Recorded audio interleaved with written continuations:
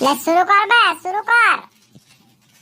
ওই জামাই আছে জামাই, গরিব ঘরের যারা বেটিরাকে বিয়া দিতে পারে না তাদের জন্য জামাই আছে, জামাই ফ্রিতে বটে। জামাই নিবেন জামাই। বিনামূল্যে বিনা খরচে জামাই। অফার শুধু 4 জনের, সময় পেরিয়ে গেলে হবে না, লিমিটেড অফার আছে বটে। হ্যাঁ বে, এই গ্রামে কোনো মাইয়া ছেলে, কোনো বেটি ছেলে নাই নাকি বে? তাহলে কেউ বার হচ্ছে না এত সুন্দর অফার বে।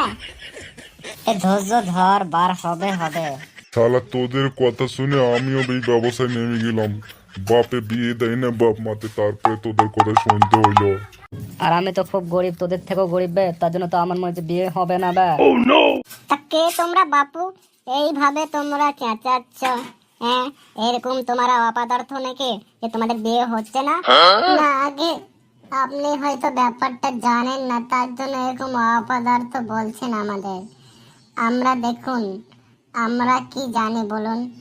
আমরা এখন সেরকম আমাদের বয়সও হয়নি। হ্যাঁ, আমাদের বিয়ের বয়স হয়েছে বটে, কিন্তু আমরা এখন কাজ করতে পারি না, কিন্তু আমরা চেষ্টা করছি কাজ করার।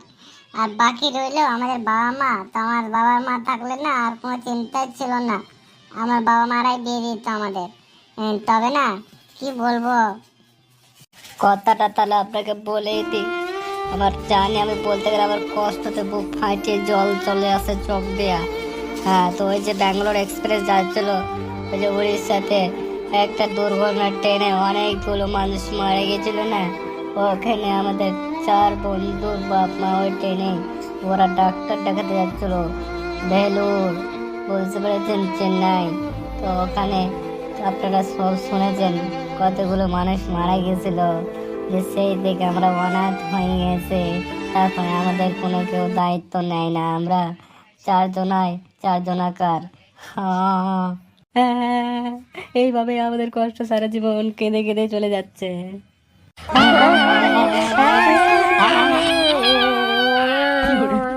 বাস করো, বাস করো, চুপ করো বাচ্চারা, চুপ করো। তোমাদের কান্না দেখে, তোমাদের কষ্ট দেখে আমার বুকটা ফাটিয়ে যাইছে রে বাবা, ফাটিয়ে যাইছে। আরে কাঁদো না রে বাবা, আর কাঁদো না। কিন্তু বাচ্চারা, তোমাদের কষ্ট আমি বুঝেছি। আমার 4টা মেয়ে আছে, একটা বিয়ে দিইনি আমি। হয়তো ভাগ্যতে তোমাদের সঙ্গেই আছে, কিন্তু আমি তোমাদের একটা শর্ত দেব। তোমরা যতক্ষণ না কিছু ইনকাম বাদ দাও, তোমরা যতক্ষণ না আমার মেয়েরাকে কিছু দিতে পারবে ততক্ষণ তোমাদের বিয়ে হবে কি নাই। মোহরানা তো লাগবে, বলো, মোহর দিতে হবে তো। মোহরের বদলেই আমার মেয়েরাকে তোমাদের দেব। ঠিক আছে, তাহলে আমরা যাচ্ছি, যেটুকু ইনকাম হবে আমরা এনে দেব, তারপরে দেখা করব। হ্যাঁ রে, আজকে 4-5 দিন হয়ে গেল, কোনো খোঁজ খবর নেই, মানে আমাদের ইনকামের। আমরা একটা টাকা ইনকাম করতে পারলাম না। এইভাবে চললে তো ব্যাস কোনোদিনই আমাদের বিয়ে হবে না। একটা অফার এসছে, তা ওটা ছেড়ে দেবো বল? তা কি করবো বল, তুই বল, কোনো মাথায় কাজ করছি না যে রে। হ্যাঁ রে, তাই তো কি করব, ওই সরকার বাপ দুটি চাল গম দিচ্ছে বলেই কোন রকম পেটের জোগাড়টা হচ্ছে, বুঝতে পারছিস? এবারে ওপারে খরচা, মানে টাকাটা কি করে আনবো বল? তাই তোরে আমারও মাথাতে কাজ করছে না, বুঝতে পারলি? দিমাগটা না চটকে সটকে যাচ্ছে রে, মাথাতে কাজ করছেই না। এই বিয়ে করার আশা ছেড়ে দে, ছেড়ে দে। কি ব্যাপার বাচ্চারা, তোমরা রাস্তায় এভাবে লাইন ধরে দাঁড়িয়ে আছো যে? এই পেছনে আমি বলবো। আগে মৌলভী সাহেব, আপনি তো হয়তো জানেন আমার বাপ মা, মানে আমাদের সবারই বাপ মা নেই আর এই দুনিয়াতে বেঁচে। হ্যাঁ, তো আমাদের বিয়ের দায়িত্ব তো কেউ নেয়নি, তো আমরা এই যা পাত্রী জোগাড় করেছি, তারপরে ওদেরকে আমরা সবাই 4 জনেই বলেছি আমরা কোনো রোজগার করিনি, আমরা রোজগার করার চেষ্টা করব, আমরা মাঠে ঘাটে কাজ করতে লাগবো। হ্যাঁ, তো আমরা বিয়ে করব, মানে খোলাখুলি বলেছি, নিজের বিয়ে নিজের কথা বলতে হবে, কেন আমার কেউ নেই, আমার আত্মীয় স্বজনও নেই, ওই ট্রেনের মধ্যে ছিল। তো বলছি যে মানে বলেছে ঠিক আছে, সব ঠিক আছে, কিন্তু বলেছে যে মোহরানা লাগবে। তো আমাদের কাছে তো টাকা পয়সা নেই, তো কি করব তাই ভাবছি। আজকে 5 দিন হয়ে গেল, শুধু মোহরানাটা হলে ব্যাস আমাদের বিয়েটা হয়ে যেত। কি করব মৌলভী সাহেব বলেন, একটু বলেন। হ্যাঁ মৌলভী সাহেব একটু বলেন বলেন।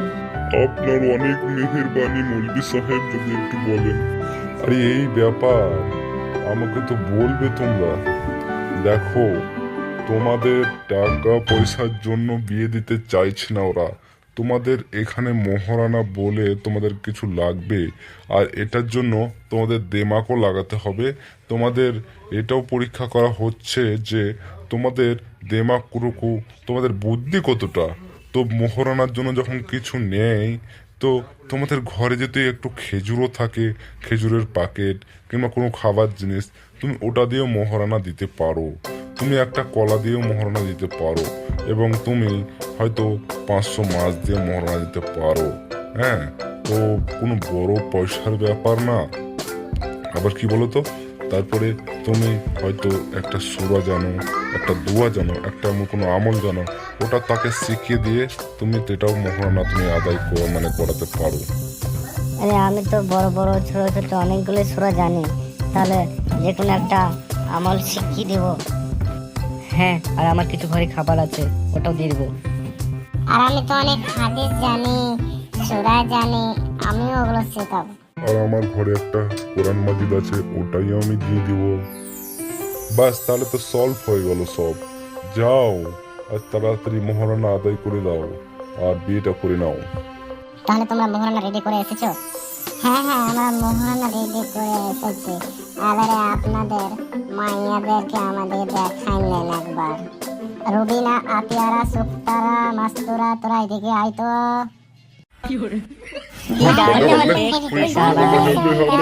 হেভি সুন্দর, ওয়াল হেভি সুন্দর। সবাই চুপ চুপ, সবাই চুপ। সবাইকে কি বলবো, আমার মেয়েদেরকে ওদেরকে দিচ্ছি। হ্যাঁ, সবার ব্যাপারে চাচা মেচি করে ওকে নেবো ওকে নেবো। তোদের কোনো পছন্দ করা হবে না, আমার মেয়েরাই তোদেরকে পছন্দ করে একে একে নিয়ে নেবে, ঠিক আছে? ঠিক আছে, নাই মামাতে কানা মামা, ঠিক আছে। হ্যাঁ ঠিক আছে, একদম চপ চপ চপ। যে আসবে আসুক। হ্যাঁ হ্যাঁ, যে আসবে আসুক আসুক। হ্যাঁ, যা শাশুমা দিচ্ছে তাই সেটাই নেবো।